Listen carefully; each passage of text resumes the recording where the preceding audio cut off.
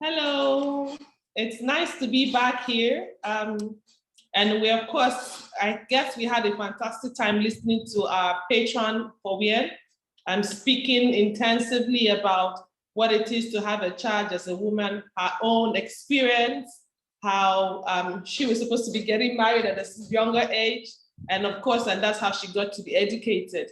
We had a Lara who is one of ours, and she had a fantastic, she had different C's. I couldn't pick a lot, but it was a great conversation. As we continue, we would be going through with our GMD, Malam Kyari, and I'm certain that he'll have a fantastic conversation delivering his keynote address. We have him already. He's in already, and then I will just allow him to settle in, and then we'll swing straight to his keynote address. Good morning, sir. Welcome to WIEN and REAN's International Women's Day Symposium, and I'm glad that you were chosen as our keynote speaker.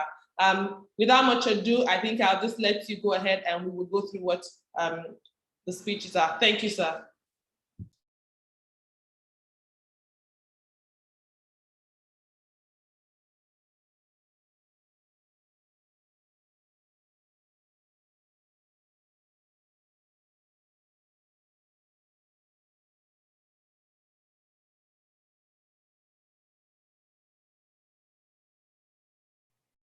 Thank you very much. Bit of complications. Very good morning, all.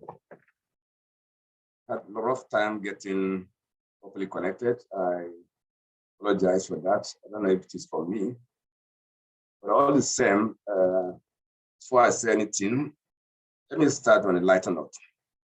I've always, probably like many of you, wondered why protocol requires that we say ladies and gentlemen, in the female gender pairs in that order. I've had reasons such as courtesy, politeness, and even how phonetically pleasing phrases could be or could sound when pronounced in that order. Having said that, I personally think that women are a special breed and need the support of every man, particularly everyone. But if you say everyone, we exclude the woman, it means every man, especially. Break barriers, smash stereotypes, get to the pinnacle of their chosen careers and actualize their dreams, which we all have. Therefore, out of my long-held intuition, let me continue on that trajectory by saying that, ladies and gentlemen, I'm extremely happy to be here with you today at this auspicious occasion.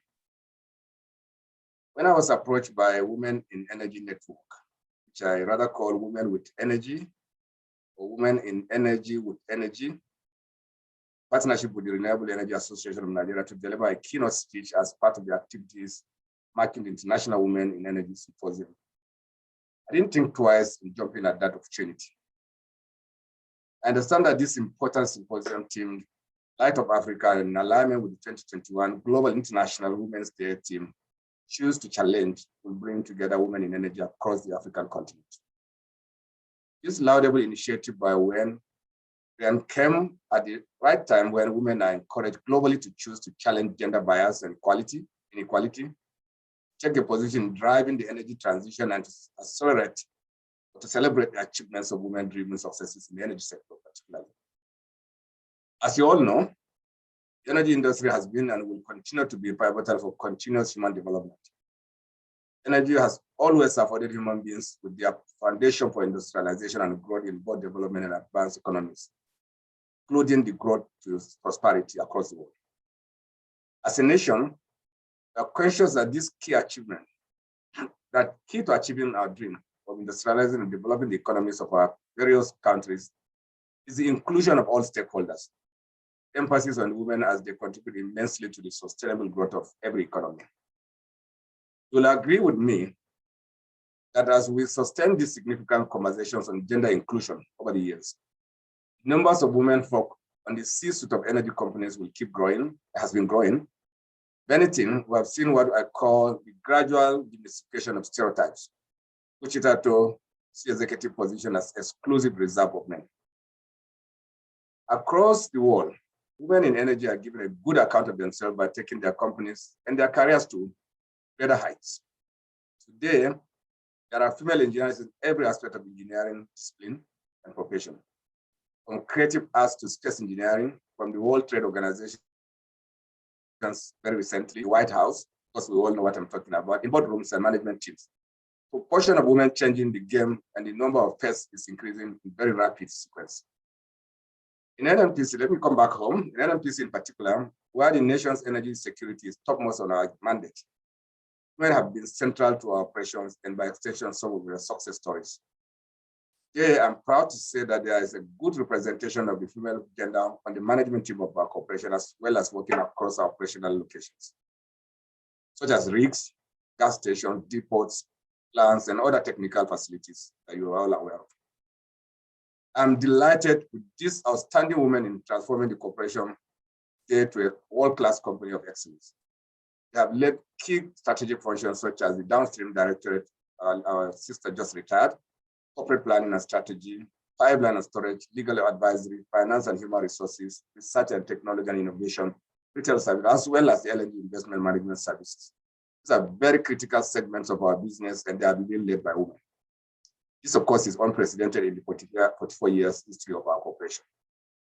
Ladies and gentlemen, I'm proud to let you also know that these distinguished women are giving a good account of themselves by providing solutions to our business challenges and delivering value to the corporation and indeed the oil and gas industry. Working hand in hand with all of you, will continue to grow the corporation into an international energy company and industry through the following key strategic initiatives.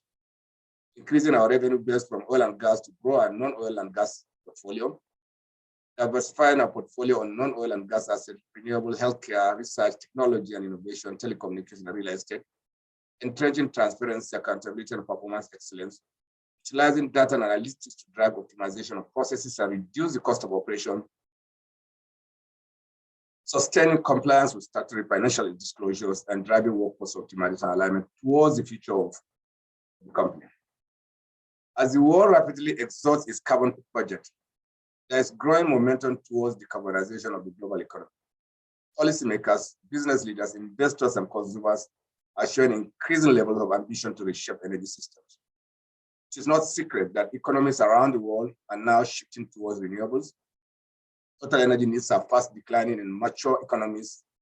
They're plateauing in China, whereas India, Asian countries, and Africa are showing rapid growth. At the NMPC, our investment in the decarbonization and renewable energies will continue to grow while we sustain our focus on guaranteeing energy security for the over 200 million Nigerians. Let me round up with this. For an industry in transition as well as a country in transition also, we must utilize the available resources of today to create the opportunities of tomorrow. And that's where gas comes in. And we're focusing on our gas development, and women are clearly needed in this space so that we can grow our economy, we can create gas-based industries, power our country, create prosperity through the utilization of gas, and ultimately, of course, not ignoring the very fact that we can use the value from liquids to grow and provide the funding for all these initiatives. And finally, I assure you of our unflinching commitment to continue to entrench gender inclusion in our businesses. Rest assured that the NMPs has since pledged to remain at the forefront of promoting the participation and advancement of women in leadership across the energy value chain.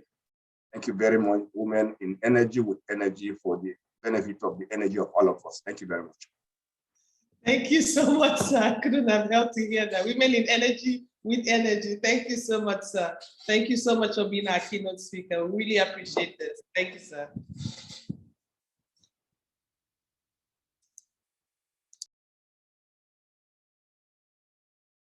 Thank you very much. So may I take my exit or want me to say something else?